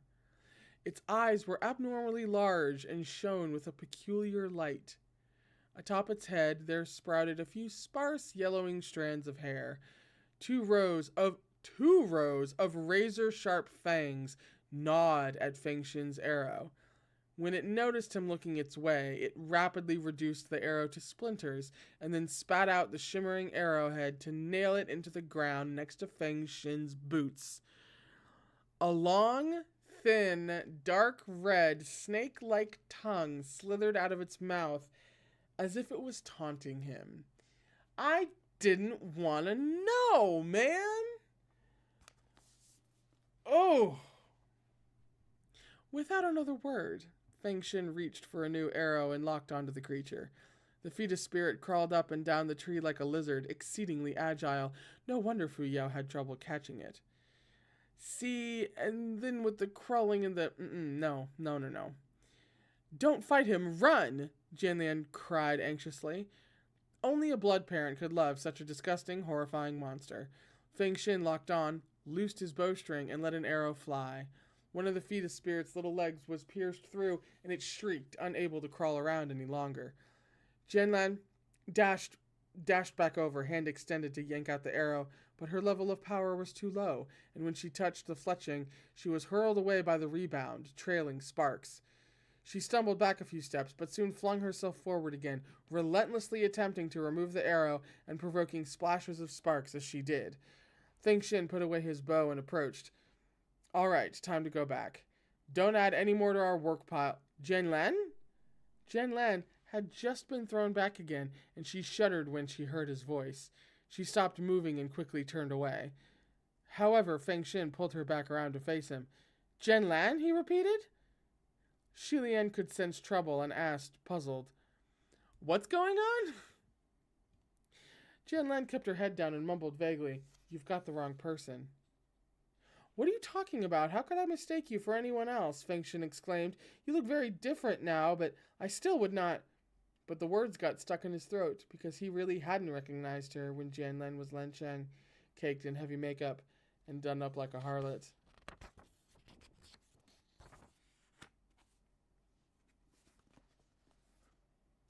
It couldn't be helped. Feng Shin still looked exactly the same as he did once upon a time, but Jianlian's transformation was truly too great. Her looks, makeup, manners, speech, class, even if her own parents stood before her, they might not recognize their precious daughter. Feng Shin was astonished. It's you. It's really you. It has to be you. I thought you had gotten married and lived well. How did you become like this? At that question, Jianlian suddenly turned and shoved him, cussing, You motherfucker! Feng Shin was forced back a few steps with her shove and couldn't reply. Jianlian continued to aggressively shove at his chest while she screamed, I already said that I'm not that hag. Do you not understand human words? Is your head totally empty? What the hell was that? A triple attack of you, it's really you? Can't you pretend to not know me? Can't you pretend to not recognize me? Oh, my lord, please, I beg you, leave me some dignity, okay? All right? Her behavior made her look no different from a shrew on the streets. This was probably too different from the Jianlian and Feng Shin's memories, so he simply stared at her dumbly, unable to speak. Shilian was the same. Qirong was the most delighted of the bunch, rolling on the ground as he laughed. Oh my fucking god, cousin Crown Prince, do you see what's happening? You got cucked by your most loyal dog. Jianlian violently stomped on Qirong a few times. Dog? A dog? You're the most like a dog. Strictly speaking, while Jianlian had once carried the heavy hopes of her family on her shoulders, she had never formally entered the... There's art. We'll get to it in just one second. Let me finish the sentence. She had never formally entered the harem and was never made a consort. So while Qirong's schadenfreude made no sense, Shilian still didn't know what to say. And here's art of the, the fetus, really. the fetus. We've got art of the fetus biting people. Everyone's arguing. You know, the biting. That's not a pretty. I don't want to. Not a big fan of it, must say. Not great. Not great. Not the best.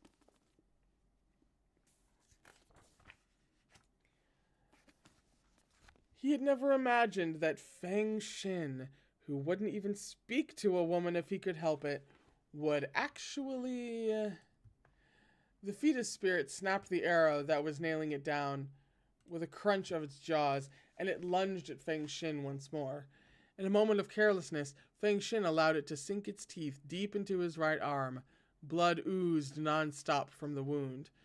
Feng Xin's dominant hand was his right, but an injury to that hand was nothing to a martial god. Feng Xin had moved to strike with his left when Jianlan cried out, "Don't hit him!" Feng Xin's hand abruptly stopped in midair, and a terrifying thought was born. It wasn't just him. Everyone present realized it at once. Feng Xin allowed the fetus spirit to gnaw at his arm like a man-eating fish as he looked at Jianlan. Is this the end of the chapter? Is what this is. Whew. And pretty much right on time, too. It's just about time to wrap up, so this is convenient. Where'd my bookmark go? We are on page 76, which is called I Decide the Path I Walk. So, like, we love it. We love to see it. It is on page 67. Whew. That was an opening salvo of 50 pages, if I ever did see it. And I think we made pretty much bang on 50 pages. That's our general goal for these live streams, is to get through 50. And I'm pretty sure since chapter 1 started on page 11 and we are now on page 66, we did that and a little bit more. Fucking fantastic. Oh, it is so good to be back with Heaven Official's Blessing. I would have been totally down. I gave you guys a poll to vote on, since there would be a break between the last volume and then this reading stream now. I gave you all a bit of a vote between volume 5 of Heaven Official's Blessing or starting the Scum Villain saving system. And the vote was not unanimous, but the vote was significant for Heaven Official's Blessing volume 5. And I can see why. If that's the opening 50 pages, that's a heck of an opener. Plus, I think it does make sense. Some of you guys made the point that, like, you know, you don't want to, you know, lose the details. You want to, like, keep the momentum and everything. And since, you know, this series is so there's a lot going on in this series, and there's just a lot of this series, period. I totally get that, and that actually makes a lot of sense, especially for me. A lot of you guys said that you didn't want me to lose details and stuff like that, which is doubly a deal with me, with my brain. So this makes sense. We may just even go straight through to volume 8 of Heaven Official's Blessing and, like, completely finish it before we start save system. We might. I would hate to push save system back that far, because I know that there are people who are waiting for it. It might not be the most popular of her works, but I know there are people waiting for me to, like, finally get there. But on the other hand, it seems like maintaining momentum and being able to keep track of everything is deeply important. So I'm thinking about it. I'm not entirely sure. I guess I'm kind of leaning towards going straight through. But, you know, right? That seems to make sense. So we very well may wind up doing that, even though it means pushing save system back a little bit.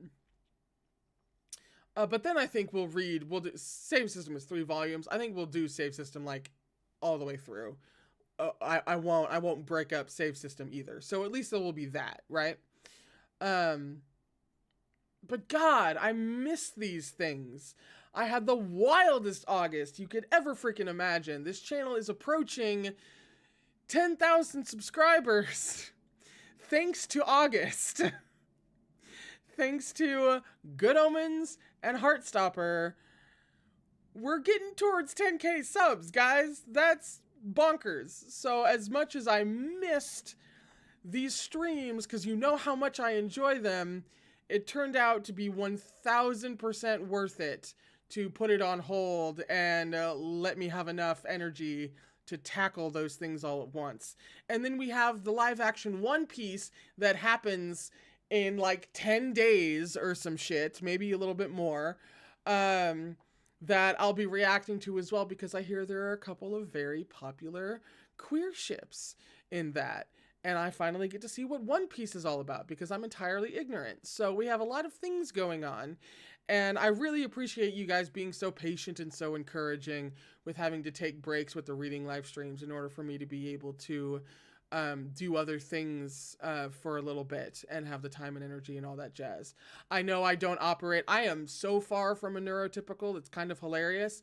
I wish I could operate at like a neurotypical's level of output, so to speak.